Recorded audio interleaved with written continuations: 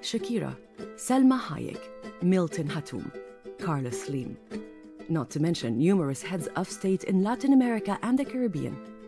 Have you ever wondered about the origins of these personalities of Lebanese, Palestinian, or Syrian descent?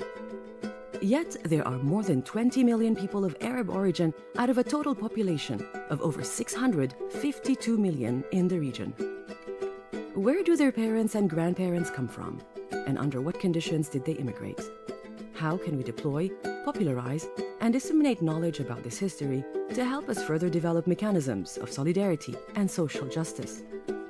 This is the aim of the Arab Latinos Initiative, launched by UNESCO's Social and Human Sciences sector. Jorge Araneda, welcome to the Arab Latinos podcasts. Can you introduce yourself briefly? Thank you to be here. I am a PhD candidate in International Relations of Middle East. Currently, I am a teacher as well as a professor of Middle East in my country, in Chile. So you're one of the Arab Latinos experts. Can you explain us how your expertise can bring to the initiative, what it can bring to the initiative? My research in the last 20 years trying to bring a new way to understand the studies of Mahjar from a critical historiography. It's important to address that the term Mahjar came from the last generation of academicians that trying to understand not just the presence of the Arab Latinos in Latin America, as well as the solidarity and South-South cooperation between these two regions. This term arrived from a very long historiography that starts with a very classic term that is migration. Migration trying to put the focus in too many things, and two things particularly. One is the statistic, trying to just focus in how much people is inside the country, to understand how is the proportion and how it's dealing with the social structure, but as well migration trying to put an emphasis, a highlight in assimilation, how you integrate to this new society as much as how you lose your background or your network with the original society. That was the first point of start, and from then we start to speak about diaspora. Diaspora is different of migration because bring this network, these transnational identities, and we're trying to understand better the different generations of Arab Latinos in Latin America that are feeling like an Arab. They are worried about the Arab solidarity, organizations and institutions as well, but most of them don't speak Arab anymore. And then we have the current situations, that is the Mahjar studies. Mahjar studies trying to bring better understanding of the identity, transnational identity, movement, and as well of put in the center and in the focus the new generation, the new experience that bring together not just the Arab Latino Latin American, as well the Arabs and Latinos that they live in the Middle East and have connection between these two regions. That is in a broad way my expertise. And then can you explain us what is Mahjar? From where does it come? Yeah, Mahjar studies start not from historiography of history. It's a term that we take it from literature, particularly because maybe it's good to start with the Nahda process, this renaissance of literature in the Middle East. Particularly in Egypt, Palestine, Syria, Lebanon, of course. The first generation that moved to America or Las Americas bring as well this Nahda, but produce a network of literature renaissance, but now not with a clear connection to the main cities in Cairo, Beirut, Jerusalem. They have his own connection between Boston, Brazil, Buenos Aires, Chile, and other city between Latin America. They create a network starting with newspapers, with translations, with a new approach of the Arab identity in Latin America. These Arab are first and second generation that have two identities in one body, half Latin American or American, half Arab. They speak Arably fluently, they read the production in Arab and trying to bring in Latin America. That create a second Nahda, but it's a Nahda that is produced in Latin America, and we use, and they start to use it, and for that reason we take it, because it's a name that they use it, a Mahjar literature, a literature, a renaissance of the literature in Latin America, but of the Arab presence. And this leads me to this other question. Can you describe a bit the historical context during which this majority of migrants from the Middle East to Southern America and the Caribbean came? What was the situation? What was the reason for the departure? In which condition did they leave their countries? Well, that is an excellent question. We need to understand two things. First, what was the situation in Latin America? And what was the situation in Arab state, or in the Arab states that will be. First, with Latin America. Latin America was waiting for a new migration of workers. They was eager to find new workers for the beginning of the industry process. So which period is it? 1880s to 1914s. That was the 30 years. Previous is a previous period of the First World War. Most of the Latin American countries have 100 years of independence. They start just build the republic, the institutions, and they want to go beyond that and bring not just modernity, as well modernizations. They need institutions. They need factories. They need build like a new modernization for these new nations, and they are eager for bring new workers that can be build these nations. But they have certain conditions, of course, and they create, of course, certain institutions. Most of the Latin American countries, they create a colony or migration minister or secretariat that trying to put an agenda, and that agenda bring a eugenistic process that is, we want certain type of workers, especially from Europe, Central Europe, Germany, France, Italy, north part of Italy, not Spain, of course, not Middle East, or call it in that period. Sorry, Jorge, you say not Spain. Why? This is a very funny thing, because they believe that first in races. Yeah, there are racist institutions, and that means that there are a degree of people. In the top, of course, there is the white, French or Germany spirit that allow to these people in a natural way to produce industry or factories, and they are very good workers, and as well are Christians. They have all the better conditions to bring and to improve the race in Latin America, especially because in Latin America there is starting to a process of public education.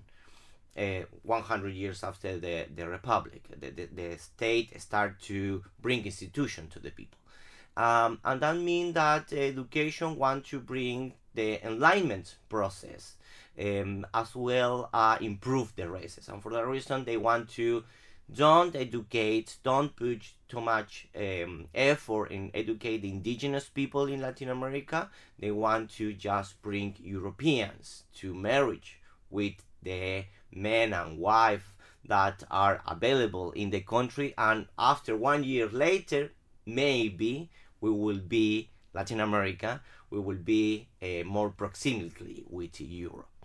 In that sense, this institution have two purposes: trying to go to Europe, offer travel assistance and maintenance to bring people from Central Europe, and as well they have a second agenda, no more visible, a little bit more invisible, a gray area that was trying to create a context that Asian people, and when I say Asian, from China, Japan, trying to kick out of the country, but as well other races like African and especially Arab, Muslim, because there is like close connection between Arab and Muslim in that period. They believe if you are Arab, you need to be Muslim, and if you are Muslim, you need to be Arab.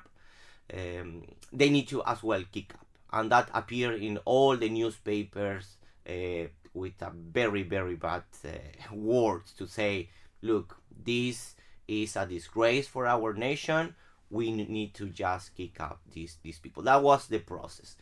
On the other side of the ocean, there was another component very differently. The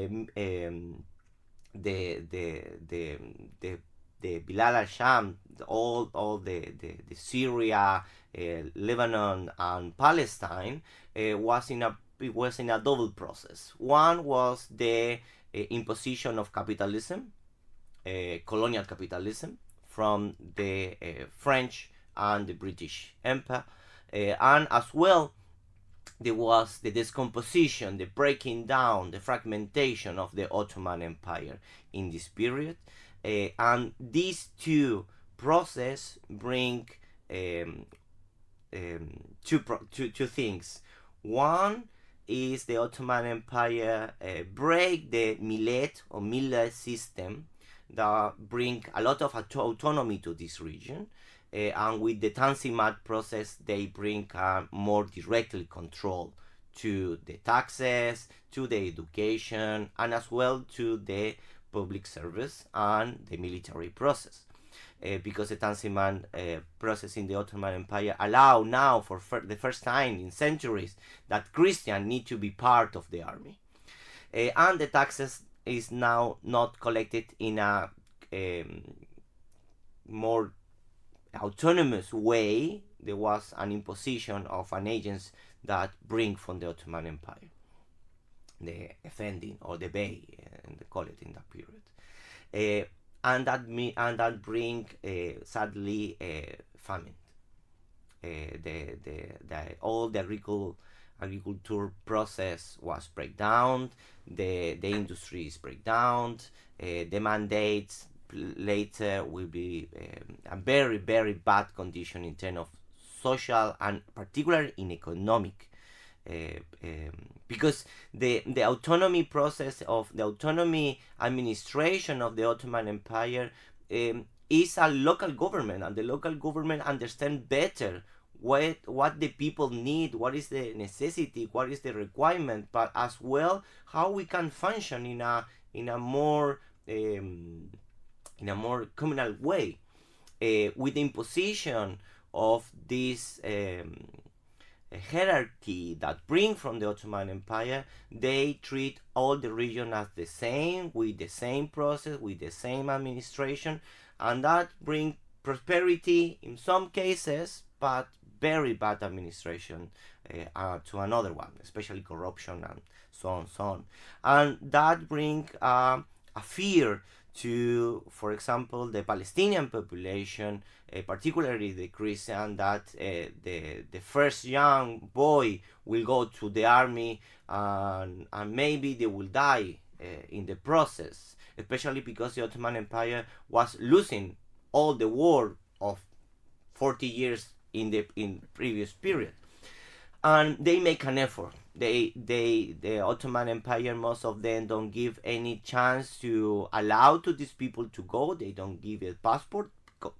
Take a passport, it was quite expensive and quite difficult. But they go to the church, many churches or the mosque.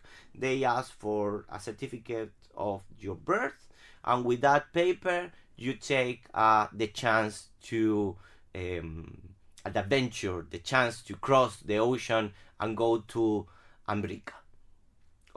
They call it in that way.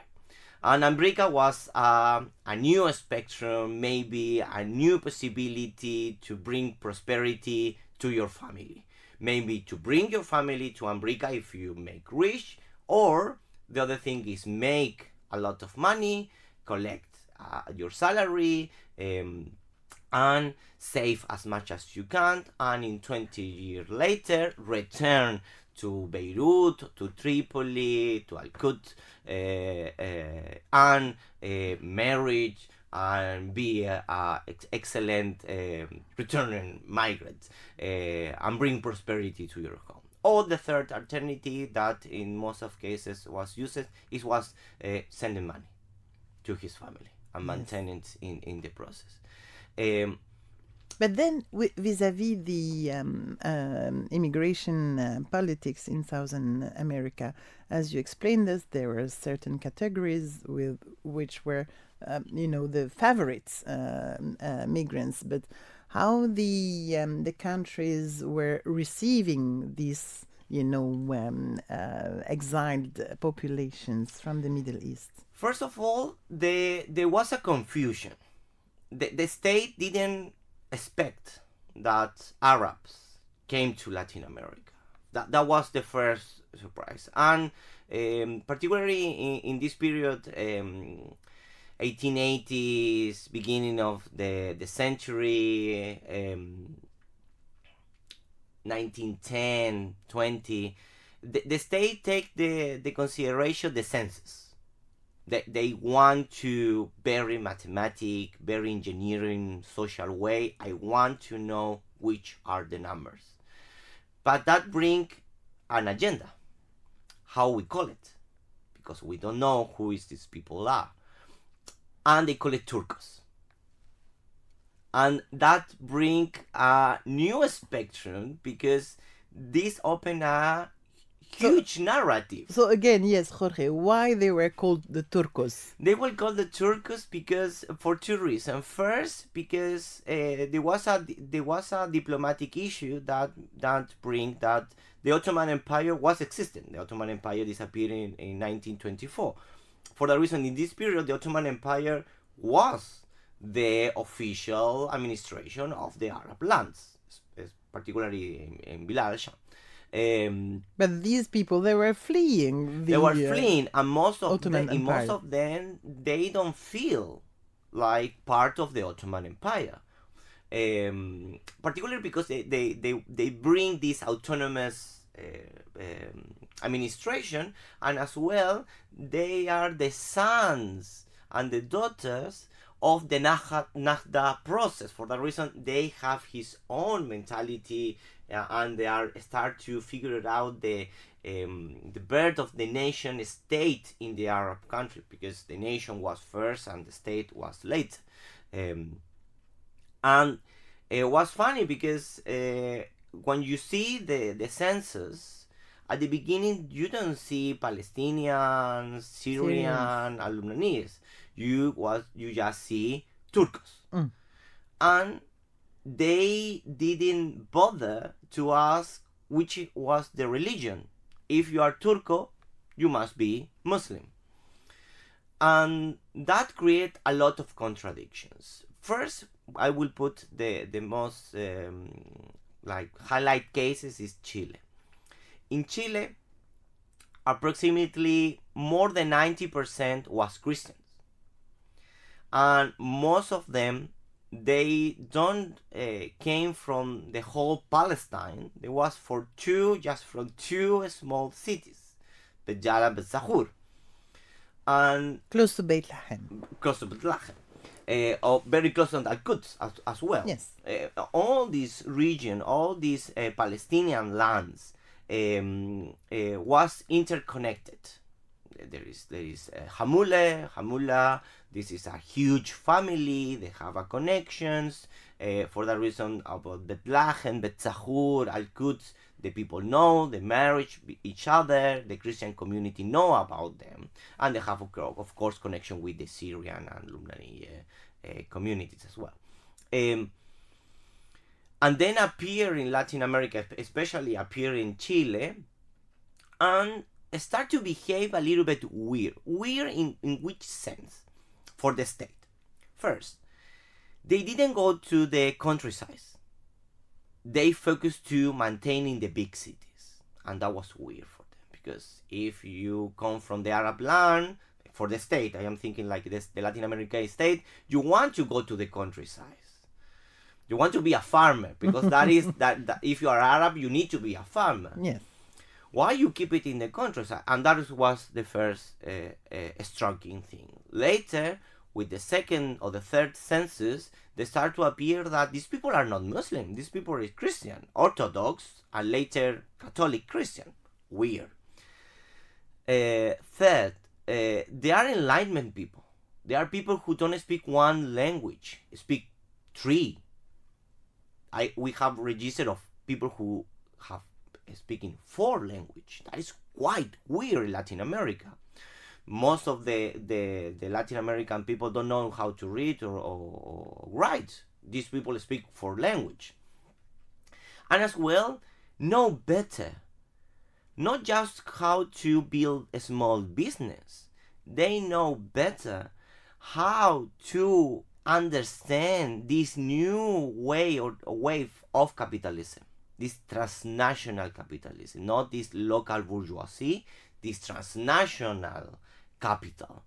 And they know better because they suffer from this period in his homelands. And they start to be the Turcos, the people start to call them Turcos. This nowadays is a reminiscence. In Latin America, no one calls Turcos anymore. But if you see in the newspaper in almost for 100 years, is the Turcos and always the Turcos. And the Turcos start to have a small business, buy and then go house by house to try to sell it these small things. They understand the enormous importance of the new communication in train between the cities. They stay and live in the big cities, they buy products, they take the train, they go to the end of the line of the train and they resell it. And they sell. And they save a little bit of money. After 1 generation, they have a small business, nowadays will be like a small supermarket. To the people to understand, and they live in the second floor, they work in the first one, they push, and this is quite a surprise, they push to his sons, the second generation, to go to the school. They know the importance of the education. They trying to push that they finish the school and they go to be lawyers, doctors, engineers, and bring that knowledge again to the small business. And from now on, they capitalize a network between this family that is rebuilt in Latin America. They buy, they sell, and with that, they create a new capital, and they are start to be a business class, an elite class. And in that moment, the narrative of the state break. They break the narrative of the Turcos because these now are part of the elite. They are politicians now in the second, third generation. They are mayors. They are in the parliament.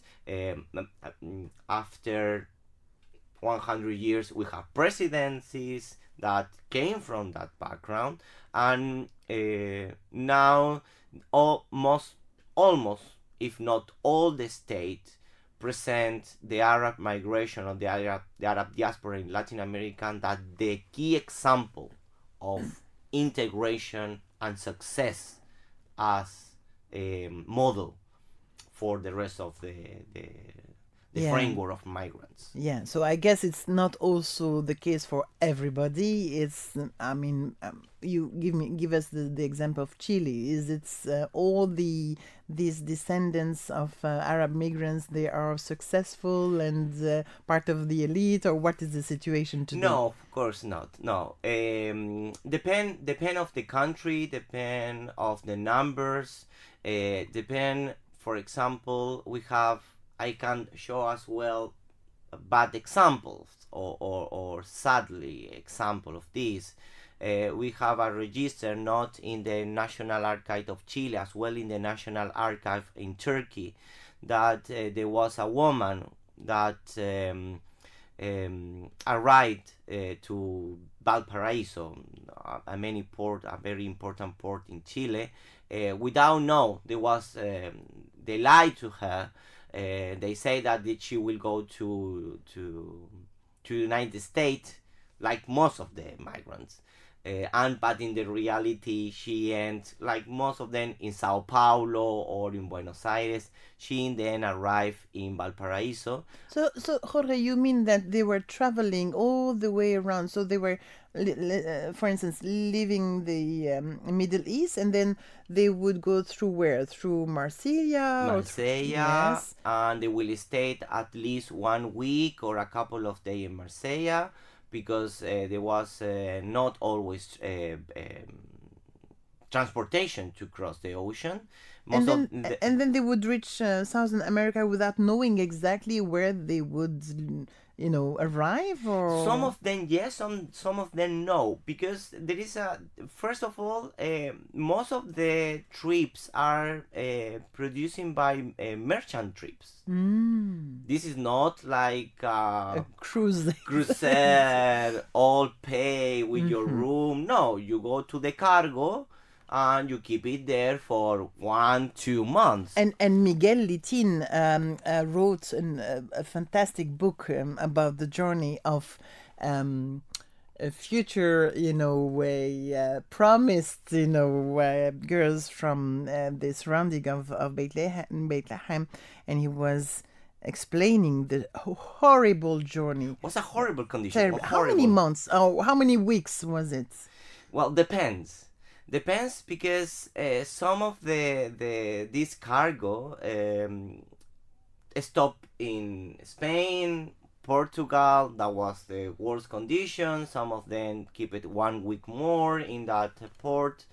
Other they make a huge trip directly to Buenos Aires, and that was the worst, particularly because you can literally pass months inside of the cargo area. Of course, with poor condition in hygienic, sleeping, eating. These migrants never experience this. Be in a huge space that is moving constantly back and forward. Most of them even die in the process for sickness, flu and other type of sickness. So they would reach. We were talking about the destination, whether they would know where they're going to land or not. So, okay. So you were talking about not necessarily successful experiences. And so you were talking about a lady, right? Yes. Yeah. We have several reports. One report or one type of report is the break of the family. They take 2 boats. Not 2 cargo boats. They say to the family, no, we will go to Ellie Island in United States. We will go there. One really arrived there, and the other was alive and then in Sao Paulo. And the family just split, and they don't know where is the other family. Most of them reunited after half a century. They arrive, they don't know if they are dead, alive. There is a horrible situation. And we have the worst example with this young lady that arrived to Valparaiso. We don't know his name. And she arrived, and the government and the people thought that she was crazy. She was in a demoniac possession because she didn't speak any language known by the people. She was speaking Turkish and a little bit of Arabic. And the people know about something about Arabs, and for that reason recognize the Arab, but she was speaking pure Turkish. She wrote a letter to the embassy because there was a representation in Buenos Aires. For that reason, we have the report. But sadly, she was put in a hospital like a mental ill person. She never recovered of the situation. He wrote several letters to the Sultan, asked for money for return. But in the process, they start a procedure to bring this woman to the normality, because the government, the medical, the hospital thought she was crazy. She was a madness, and she died. And suddenly, we don't know his name. The family don't know. She wrote several letters. At least we have one letter in the National Archive of Chile and 2 letters in the National Archive of Turkey of the same period, of the same date, and for that reason we can relate that was the same woman. But that is one of the things that is not so happy, and 100 years after the diaspora, everyone consolidate a high position in the society. We have a lot of histories and micro-history that bring and highlight the process of migration, not just in that day, in the current day. That is it's a horrible process. So it's so fascinating. We could continue for hours, Jorge. Could you advise us of readings and really essential readings to know more about this history, and why is it so important to be aware about these migration processes and social inclusion or not? Why is it important to know about that, to understand the contemporary situation? Yeah, there is 2 things in that excellent question. The first one is from academics' perspective. It's important to understand that every country builds its own official history. In that official history, they present themselves, of course, without migrants, without these beautiful and colorful identities inside. There was just a pure national movement that built the country. No one helped it. The migrant always was a side history that is not important to know. They didn't know anything from the country, etc., etc., etc. For that reason, after the second generation, the academician that is trying to study the diaspora, the Arab Latino diaspora, they break this national official history. The institutions, the organizations, for example, the Chilean Palestinian Football Club, is a key component of the history of Chile. Not just for the Arab Latino, it's a part of the national history, and that bring a new way to understand our history, not just with the Chilean, with the rest of the population, that bring knowledge, language, culture, his heritage, and support the national state building with his own hands and effort to build not just an economy, a capital for themselves, as well for the beneficial production of the countries.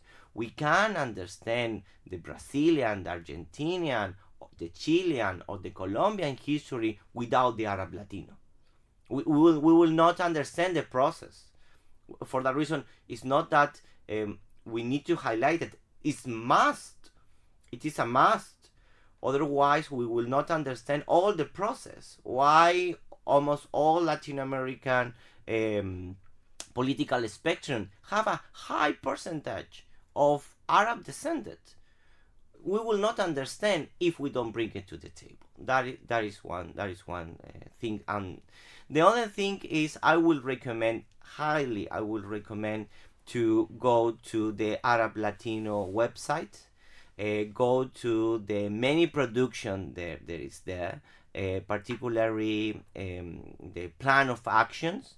In the plan of action, you will read a background, a brief history of the Arab Latino present and his importance, and as well they highlight some readings in that report.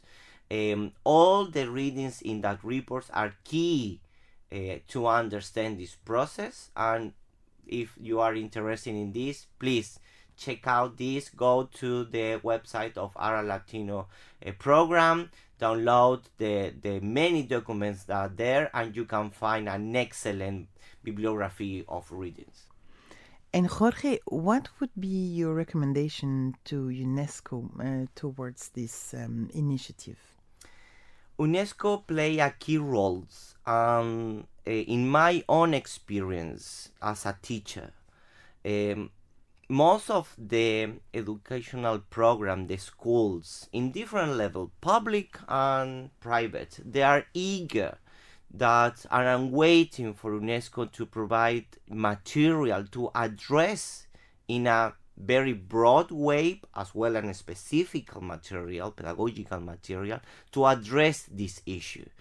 Because nowadays the Minister of Education still are dealing with other topics, and they want to address the Arab present, the heritage, all the complexity of more than 100 years of present of this diaspora in terms of cultural aspects, heritage, music, influences, all the dimensions, and they are just waiting and trying to see which UNESCO can provide for a solution for this huge problem. As well, another program that UNESCO tried to implement in an educational way, they are waiting for, in that specific issue, they are waiting for UNESCO that provide guidelines, materials, audiovisual production, something that really you can download to take it and bring into the class and make educational process better and more with a more social impact in the local organization and the local agency. Yeah, and I also want to remind that UNESCO's executive board in 2023 and its spring session also adopted a resolution on Arab Latinos that really goes towards this sensitization for youth and young people also. Thank you so much, Jorge, for your participation. It was my pleasure.